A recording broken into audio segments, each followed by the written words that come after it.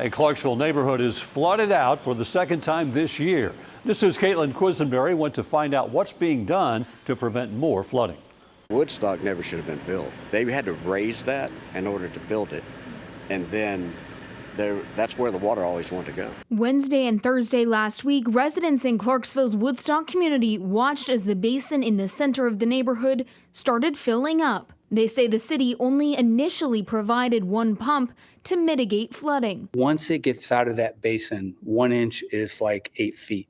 It just starts to laterally spread, and then it just rises. By Saturday, he tells me the waters were overflowing out of the basin, and at the deepest part of the basin, the waters were at least 18 feet deep. It is very traumatic emotionally, and the other is just a feeling of defeat. Just our subdivision probably spent $250,000 in March recovering from February.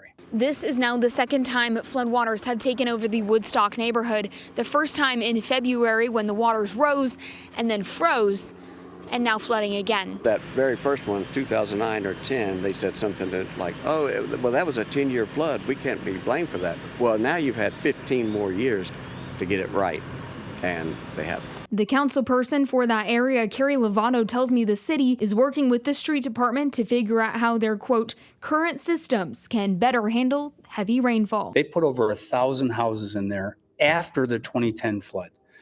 Between roofs and roads, they have changed the geology and the geography of Exit 1. It's no longer, that can never hold. Exit 1's water can't go to Woodstock, and that's where it's going. Lovato says with the proposed city budget coming soon, if drainage is not addressed in the budget, she will push for a long-term solution, saying in part, quote, our infrastructure can no longer handle the kind of weather we are experiencing. Residents in the area tell me they still have questions for the city. What's the plan? Just say it, because we've been saying this since 2010. My question would be, why haven't you thought about us? In Clarksville, Caitlin Quisenberry, News 2. Now, News 2 reached out to the mayor of Clarksville for an interview or comment regarding the plan to stop future flooding. No one was available for an interview. We are still waiting on a statement.